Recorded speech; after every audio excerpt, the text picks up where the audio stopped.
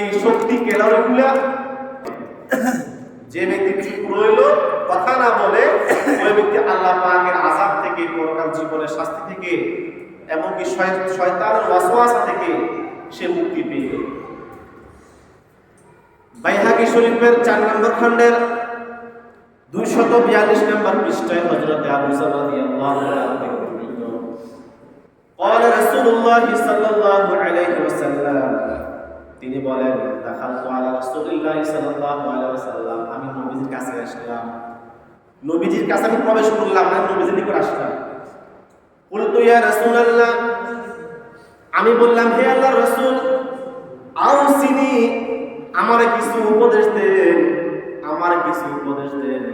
আপনি অসংখ্য হাদিসের মধ্যে সাহাবায়ে কেরামের এই আমলটা আপনি পাবেন যে নবীজির কাছে যাইয়া কইছেন, ইয়া রাসূলুল্লাহ, আমার কিছু উপদেশ দেন, আমার কিছু উপদেশ, আমার কিছু ভালো কথা বলেন, যে ভালো কথাগুলোর উপর আমি আমল করব।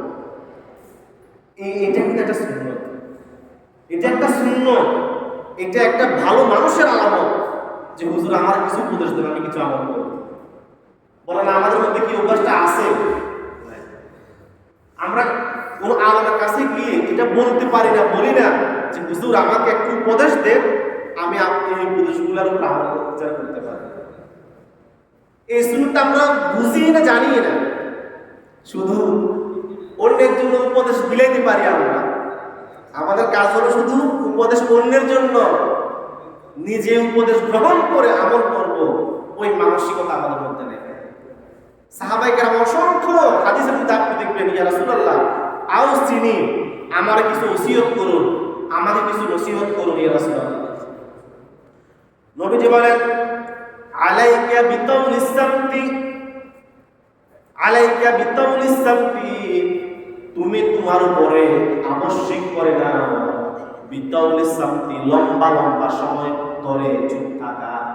তাউলুস সামতের অর্থ হলো লম্বা সময় ধরে চুপ থাকা। এই আমলটা তুমি তোমার উপরে আবশ্যক করে নাও যে আমি লম্বা সময় পর্যন্ত চুপ থাকবো, কথা বলবো। অনর্থক কথা থেকে নিজে বিরত থেকে আমি লম্বা সময় চুপ থাকবো। চুপ থাকা এই আমলটা তুমি আলাইক, মানে তোমার উপরে তুমি আলজিম, তুমি লাজিম করে নাও, তোমার উপর তুমি আবশ্যক করে নাও। কারণ ফাইন্নাহুম মাতরাদাতুন লিশ-শাইতান, লম্বা সময় ধরে কোনো মুমিন যদি চুপ থাকে, এই আমলটা তার জন্য শয়তানের বিরুদ্ধে চাবুকের মতো, চাবুক পিটানোর মতো কাজ করে। ইমানদারের চুপ থাকা, নীরব থাকা, এটা শয়তানের বিরুদ্ধে চাবুকের মতো কাজ করে। যদি কোনো মুমিন বান্দা যদি চায় যে সে শয়তানের বিরুদ্ধে এই যুদ্ধের মধ্যে সে জয়লাভ করুক, শয়তানের সাথে তার যে যুদ্ধ চলতেছে, পুরো জীবনব্যাপী যুদ্ধ, এই যুদ্ধের মধ্যে সে বিজয় লাভ করুক, এটা যদি কোনো ব্যক্তি চায়, তাহলে সে যেন লম্বা সময় চুপ থাকে। নবীজি বলেন, লম্বা সময় চুপ থাকাটা মাতরাদাতুল লিশ-শাইতান, শয়তানের জন্য এটা হাতুড়ির বাড়ি, শয়তানের জন্য এটা চাবুকের বাড়ি। হাতুড়ি চাবুক দ্বারা যেমন মানুষকে আঘাত করা যায়, কাউকে দুর্বল করে দেওয়া যায়, অধিক পরিমাণ লম্বা সময় পর্যন্ত চুপ থাকা এটা শয়তানের বিরুদ্ধে চাবুকের মতো কাজ করে, হাতুড়ির বাড়ির মতো কাজ করে।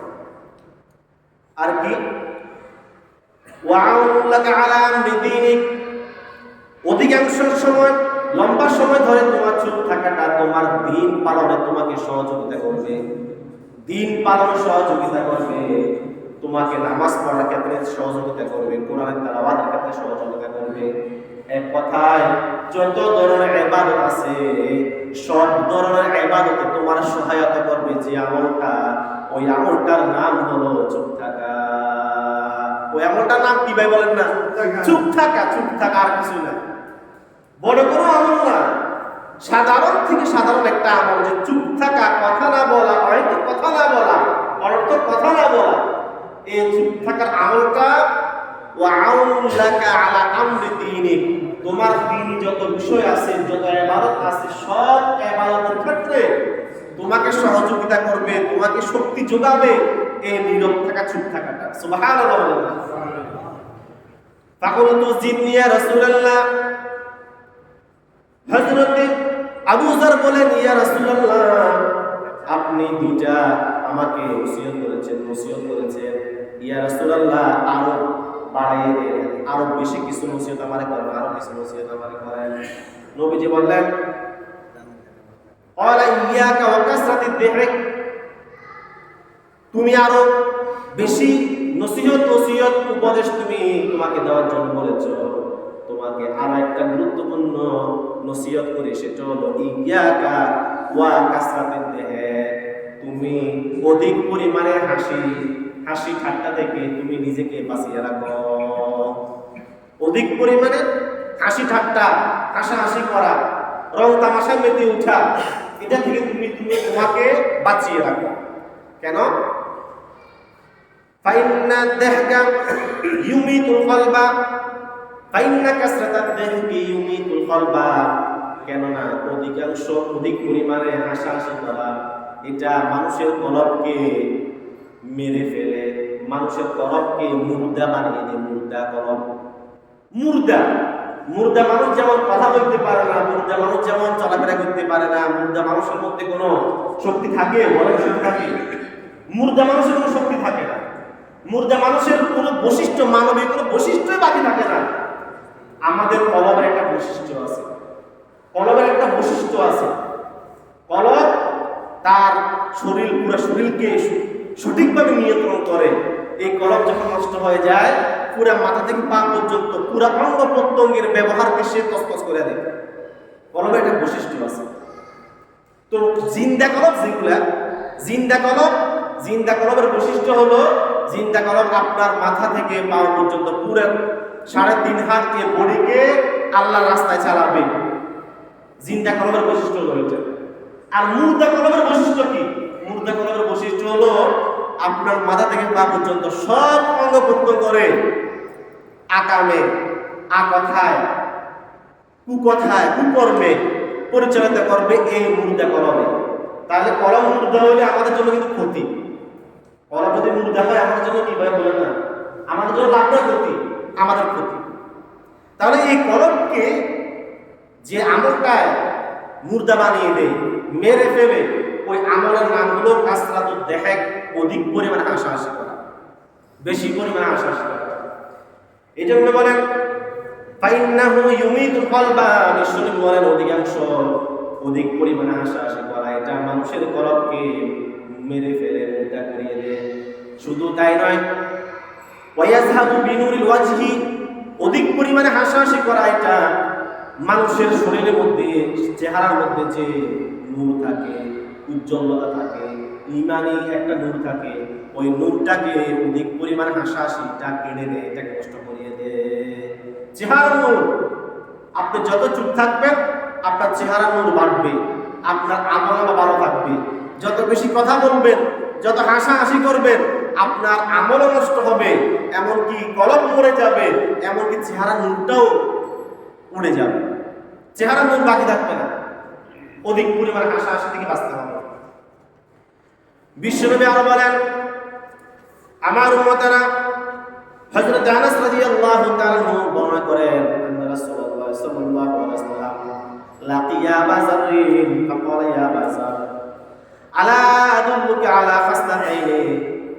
বিশ্বনবীর সাথে হযরত আবু যর রাদিয়াল্লাহু তাআলা সাক্ষাৎ হলো। নবীজি জিজ্ঞেস করলেন, হে আমার সাহাবী আবু যর, আমার প্রিয় আবু যর, তোমারে কি আমি দুইটা খাসলত, দুইটা অভ্যাসের কথা আমি তোমাকে বলবো না? যে দুইটা অভ্যাস এমন বৈশিষ্ট্যপূর্ণ যে হুমা আখাফু আলা যাহরি, বহন করা, আমল করা অনেক সহজ, কিন্তু আসকালু ফিল মিজান মিন গায়রিহিমা, যে দুইটা আমল কিয়ামতের ময়দানে যে দাড়ি পাল্লা দাঁড়াবে, হিসাবের দাড়ি পাল্লা, ওই দাড়ি পাল্লার মধ্যে অধিক পরিমাণে, খুব বেশি পরিমাণে ভারী হবে যে দুইটা আমল, যে দুইটা স্বভাব।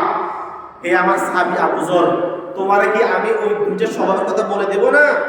যে দুইটা স্বভাব, এই দুইটা বাজে বাকি সবগুলার চেয়ে বেশি পরিমাণে মিজানের পাল্লায় ভারী হবে।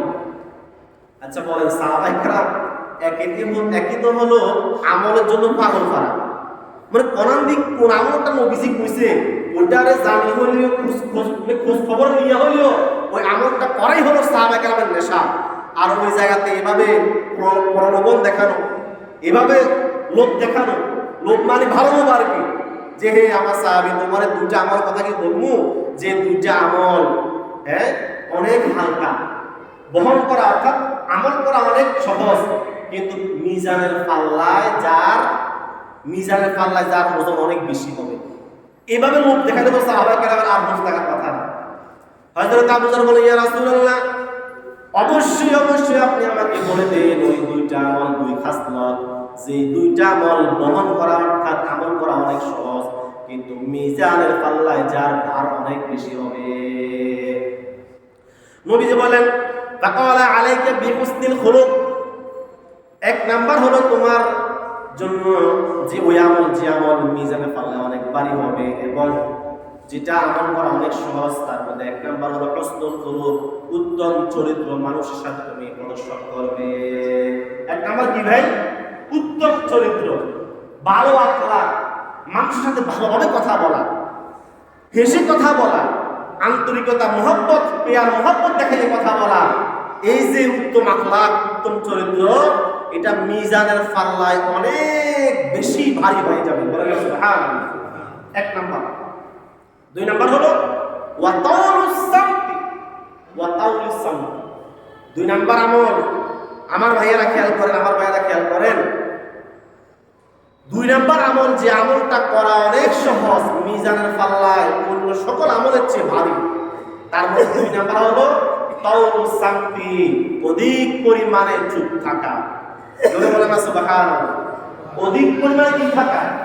চুপ থাকা, নীরব থাকা, এটা মিজানের পাল্লায় অনেক বেশি, তার ভার অনেক বেশি। আমরা চুপ থাকাকে আদব কোনো ইবাদতই মনে করি না। চুপ থাকা, নীরব থাকা, এটা আল্লাহ পাক অত্যন্ত বেশি পছন্দ করেন, অত্যধিক বেশি পছন্দ করেন। যে অহেতুক কথাবার্তা থেকে বিরত থেকে একজন বান্দা সে চুপ আছে, নীরব আছে, এটা আল্লাহ পাক অনেক বেশি পছন্দ করেন। আমার ভাইয়েরা, বুখারী শরীফের 6475 নম্বর হাদিস, হযরত আবু হুরায়রা রাদিয়াল্লাহু তাআলা বলেন, সাইয়্যিদনা হযরত আবু হুরায়রা বলেন, মান কানা ইউমিনু বিল্লাহি ওয়াল ইয়াউমিল আখির ফালইয়াকুল খায়রান আও লিয়াসমুত। মান কানা ইউমিনু বিল্লাহি ওয়াল ইয়াউমিল আখির, বিশ্বনবী ইরশাদ করেন, আমার যে উম্মত সে আল্লাহকে বিশ্বাস করে, পরকাল জীবনকে বিশ্বাস করে, পরকালকে বিশ্বাস করে, আল্লাহরে বিশ্বাস করে, পরকালকে বিশ্বাস করে, অর্থাৎ যে নাকি নিজের ঈমানদার দাবি করে, আমার ওই উম্মতের জন্য সে যেন অবশ্যই ফালিয়াকুল খায়রান আও লিয়াসমুত, সে যেন কথা বললে ভালো কথা বলে, ভালো কথা বলবে, আও লিয়াসমুত, অথবা সে যেন চুপ থাকে, তাহলে চুপ থাকা এটা আল্লাহর প্রিয় বান্দাদের, ঈমানদার বান্দাদের অন্যতম একটি আমল। চুপ থাকা, নীরব থাকা, এটা আল্লাহর বান্দাদের, আল্লাহর প্রিয় বান্দাদের অন্যতম একটি আমল হলো চুপ থাকা, নীরব থাকা। আমার ভাইয়েরা, বুখারী শরীফের 6478 নম্বর হাদিস, হযরত আবু হুরায়রা রাদিয়াল্লাহু তাআলা বলেন, ইন্নাল আবদা ইয়াতাকাল্লামু বিল কালিমাতি মিন রিদওয়ানিল্লাহি মা ইউলকি লাহা বালান ইয়ারফাউ বিহা দারাজাত, ইলা আখির হাদিস। হযরত সাইয়্যিদনা আবু হুরায়রা রাদিয়াল্লাহু তাআলা বলেন, রাসূলুল্লাহ সাল্লাল্লাহু আলাইহি ওয়াসাল্লাম বলেছেন, বান্দা তার জবান দিয়ে এমন একটা কথা বলে, যে কথাটা সে নিজে কোনো ভ্রুক্ষেপ করে না, একদম সাধারণ একটা কথা, একদম সাদা মাথা একটা কথা সে বলল, তবে কথাটা ভালো, তবে কথাটা কি ভালো, কথাটা বলছে, কথাটা ভালো বলছে, তবে এই ভালো কথাটাকে সে নিজেও অত গুরুত্ব দেয় নাই, যাদের সামনে বলছে তারাও অত গুরুত্ব দেয় নাই, তবে আল্লাহ রাসূল বলেন, তার এই কথাটাকে আল্লাহ পছন্দ কইরা তার জন্য জান্নাতকে ওয়াজিব করে দিয়েছেন। জোরে বলেন সুবহানাল্লাহ। ভালো কথা ছোট্ট, হালকা, গুরুত্বহীন আমার আপনার কাছে, কিন্তু ওই ভালো কথার বরকতে আল্লাহ তাআলা বান্দার জন্য সন্তুষ্ট হইয়া তার জন্য জান্নাতকে ওয়াজিব করে দিয়েছে। সুবহানাল্লাহ। এমনকি আমার উম্মতেরা তার জবান দিয়ে এমন কোন কথা বলে, ওই কথাটা অনুত্তম কথা, অহেতুক কথা, খারাপ কথা, এই কথার কারণে আল্লাহ পাক রব্বুল আলামিন ওই বান্দার জন্য জাহান্নামের আযাবকে ওয়াজিব করে দেন। নাউযুবিল্লাহ মিন যালিক। কথাটা ছোট্ট একটা কথা, অত মারাত্মক কোনো কথা না, আমরা ওটাকে অত গুরুত্ব দিই না। তবে আল্লাহর কাছে আপনার জবানের এই কথাটা এত বেশি আল্লাহর কাছে এটা গুরুত্ব রাখে। ভালো কথা দ্বারা, একটা ছোট্ট কথা দ্বারা জান্নাত ওয়াজিব হয়ে যেতে পারে। আর ছোট্ট এই কথা দ্বারায় যদি সেটা খারাপ হয়, অহেতুক হয়, হয়তো আপনার জাহান্নামে যাওয়ার জন্য এই একটা কথাই যথেষ্ট। তাহলে আমাদের জবানটাকে কি পরিমাণ হেফাজত করা দরকার আমার ভাইয়েরা, আপনি বলেন তো। কি পরিমাণ হেফাজত করা দরকার, কি পরিমাণ খেয়াল করে কথা বলা দরকার। অন্য এক হাদিসে আসছে কি জানেন? কয় বান্দায় তার জবান দিয়ে একটা কথা বলে, যে কথাটাকে সে অত গুরুত্বপূর্ণ মনে করে না, আল্লাহ বলেন কুতিবা লাহু ফায়ুক্তাব ফাকাতাবাল্লাহু লাহু বিহা রিদওয়ানাহু ইয়াওমা ইলা ইয়াউমি ইয়ালকাহু। বান্দা এই কথাটাকেও গুরুত্ব দেয় নাই, ছোট্ট একটা কথা। তবে এই কথার কারণে কিয়ামত পর্যন্ত আল্লাহ তাআলা তার উপরে ওই বান্দার জন্য সন্তুষ্টিকে লিখে দিয়েছে। সুবহানাল্লাহ। আল্লাহ তার জন্য কিয়ামত পর্যন্ত সন্তুষ্ট হয়ে গেছে এই ছোট্ট কথার বরকতে, যদি কথাটা ভালো হয়। আর যদি কথাটা মন্দ হয়, এমন হইতে পারে ফাকাতাবাল্লাহু বিহা সাকাতাহু ইলা ইয়াউমি ইয়ালকাহু। আল্লাহ পাক রব্বুল আলামিন এই কথার কারণে, ছোট্ট এই কথাটির কারণে কিয়ামত পর্যন্তের জন্য ওই বান্দার উপর আল্লাহ পাকের নারাজগি আর গুসাকে লিখে দিয়েছেন। নাউযুবিল্লাহ। আর মুখ আর জবান। এক সাহাবী জিজ্ঞেস করে, ইয়া রাসূলুল্লাহ, ইয়া হাবিবাল্লাহ, আল্লাহ কি আমাদের মুখের কথাগুলোর জন্য আমাদেরকে জিজ্ঞেস করবে না? এগুলোর জন্য কি কোনো ভালো মন্দ কোনো হিসাব হবে কিনা? হযরত নবী করিম সাল্লাল্লাহু আলাইহি ওয়াসাল্লাম বলেন, সাকুলাকা উম্মুকা, তোমার মা তোমার জন্য ক্রন্দন করুক। এটা মুহাব্বতের একটা বদদুয়া মানে ঈর্ষা করা। আর তুমি কি বললে এটা? এই কথার উদ্দেশ্য হলো তুমি এটা কি প্রশ্নটাই করলে, এটা কি প্রশ্ন বললে তুমি? তো মানুষকে তো কিয়ামতের ময়দানে অধিকাংশ মানুষ জাহান্নামে যাবে হলো ইল্লা হাসাইদু আলসিনাতিহিম, মানুষের জবানের হাসাইদ মানে হলো ফসল কাটা। আপনি মাঠ থেকে ধান কেটে আনলে আপনার বাড়িতে ধান উঠবে। আপনি যদি মাঠ থেকে গম কেটে নিয়ে আসেন, বাড়িতে আপনার গম আসবে। আপনি যদি মাঠ থেকে সাদা পাতা নিয়ে আসেন, গাজার পাতা নিয়ে আসেন, মানে মন্দ কিছু নিয়ে আসেন, তা আপনার বাড়িতে তো আর খাদ্য আসবে না, ধান গম আসবে না। আপনি যাহা কেটেছেন সেটা আপনার গোলা ভরবে। হাসাইদু আলসিনাতিকুম মানে অর্থ হলো তোমার গোলা ভরবে, তো তোমার জবানের কামাই দিবে।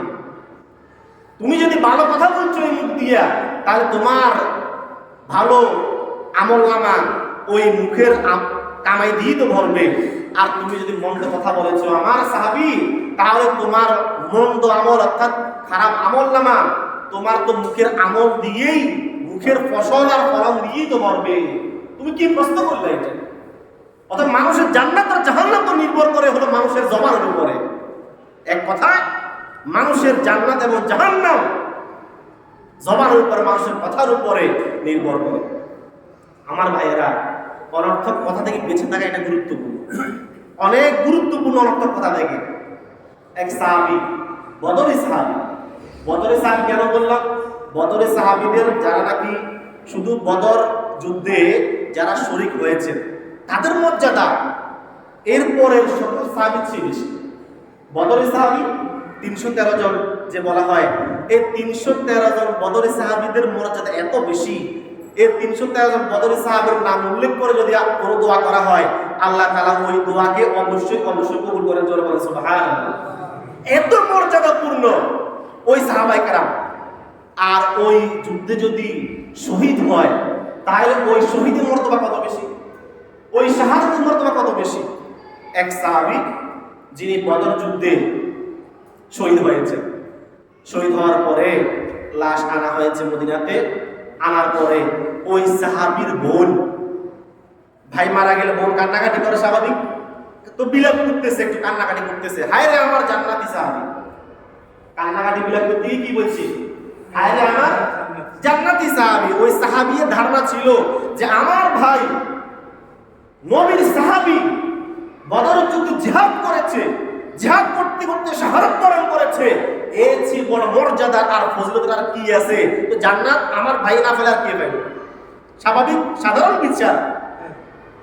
বিশ্বনবী বলে, রে আমার সাহাবিয়া, এই কথা তুমি কখনো বলিও না, এই কথা তুমি কখনো বলিও না যে আমার জান্নাতি সাহাবী, আমার জান্নাতি ভাই। কারণ তুমি তো জানো না সে তার জীবনে অনর্থক কোনো কথা বলে নাই, অথবা কাউকে কিছু দিতে বোখারতি করে নাই, কৃপণতা করে নাই। নবী কি বলছেন? তুমি তো জানো না, তুমি তার জান্নাতি কইও না, কারণ তুমি তো জানো না সে তার জীবনে অনর্থক কথা বলে নাই। তুমি কি জানো? অথবা সে তার জীবনে কাউকে কিছু দিতে বোখারতি করে নাই, কৃপণতা করে নাই। তুমি তো জানো না, কারণ হইতে পারে অনর্থক কথার কারণে আমার যে সাহাবী মারা খাই যেতে পারে, হইতে পারে আল্লাহর রাস্তায় দান সদকা করার ক্ষেত্রে কৃপণতা করার কারণে আমার এই সাহাবী হয়তো তো রাখে যেতে পারে। নবীজি বুঝাইলেন যে অনর্থক কথা বলা এত মারাত্মক পর্যায়ের অপরাধ, যে অপরাধের কারণে বদরি সাহাবী, শহীদ সাহাবী কি পর্যন্ত জান্নাতি বলার কোনো সুযোগ তৈরি হয় না।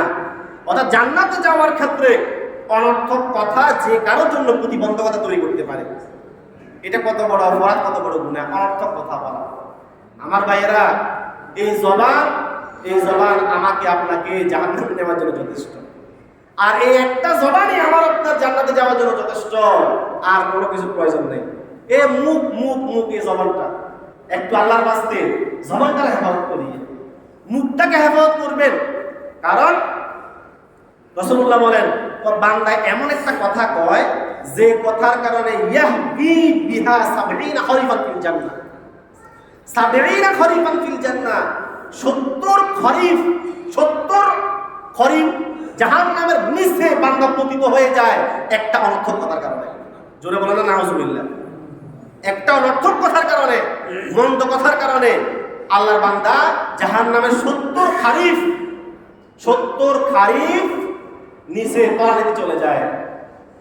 অনর্থক কথা বলা এটা পরিহার করতে হবে। রাসূলুল্লাহ সাল্লাল্লাহু আলাইহি ওয়াসাল্লাম বলেন,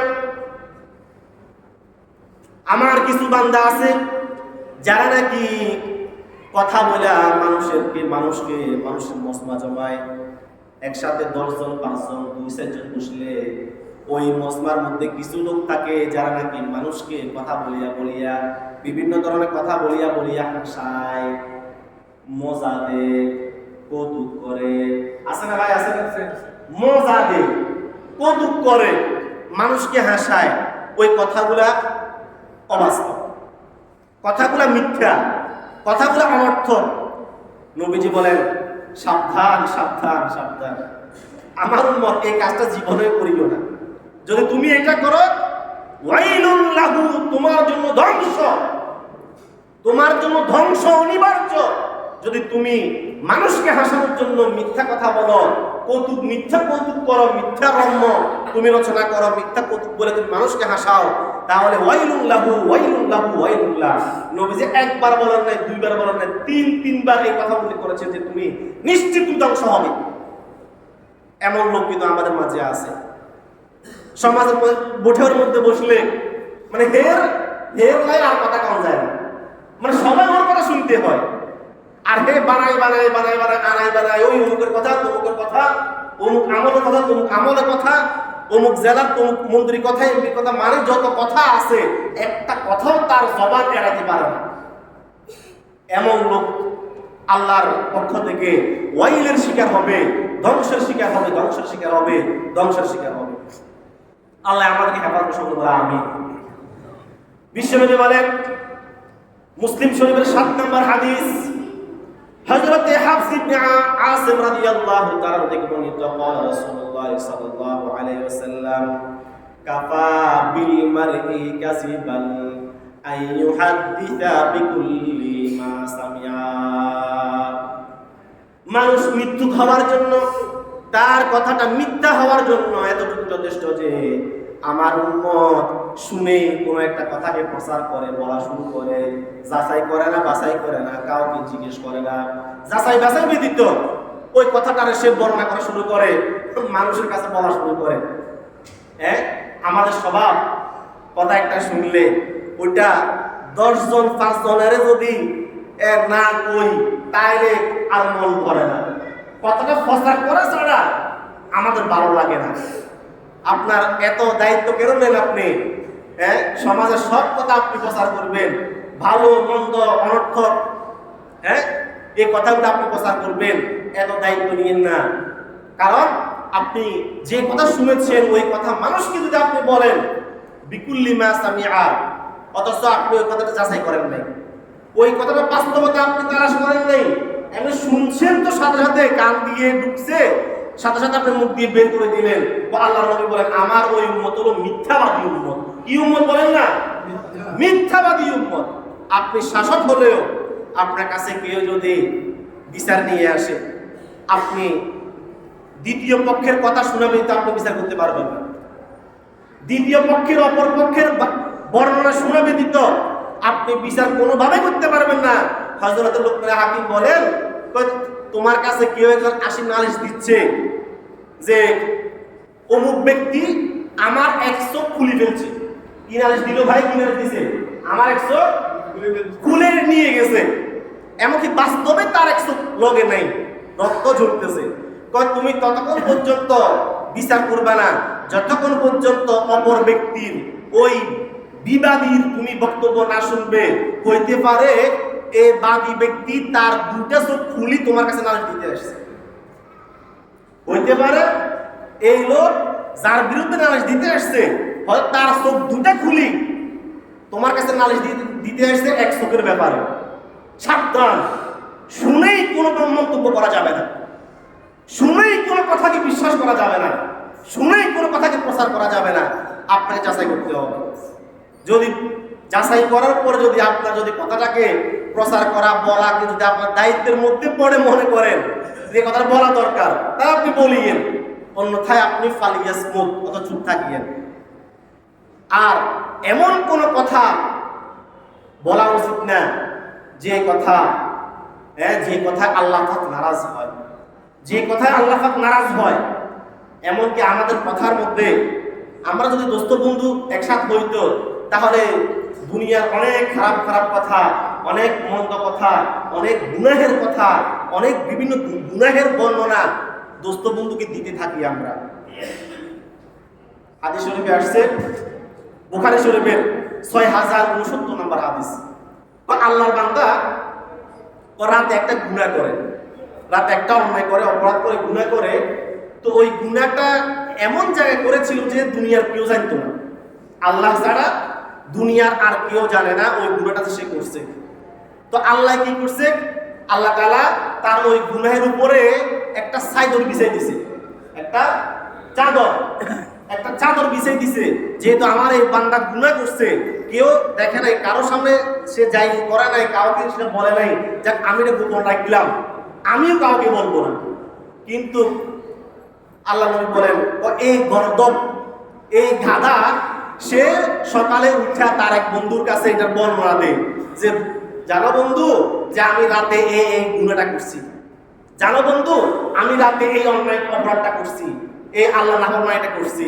বা আল্লাহ যে গুনাহের উপরে চাদর দিয়ে দিছে, সকালে উঠা ওই লোক ওই চাদরকে সিঁড়ি তছনছ করে দিছে।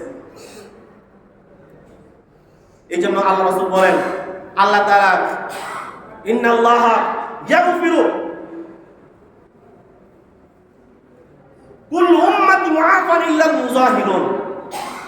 নবীজি বলেন আমার প্রত্যেক উম্মত মাফ পাবে, তবে এক ধরনের ব্যক্তি তারা মাফ পাবে না, তারা হলো মুজাহিরুন, যারা নাকি প্রকাশ করে, যারা প্রকাশ করে, যারা গুনাহকে প্রকাশ করে, লুকানো গুনাহকে মানুষের সামনে বলে বেড়ায়, আল্লাহর নাফরমানির কথা মানুষের সামনে প্রকাশ করে বলে, আল্লাহ কয় আমি তো তোমার গুনাহটারে ডাকছিলাম, তোমার গুনাহের উপর একটা সাইদরও দিয়ে দিয়েছিলাম যেন কোনো ব্যক্তি না শুনে না দেখে কেউ অবগত হইতে না পারে।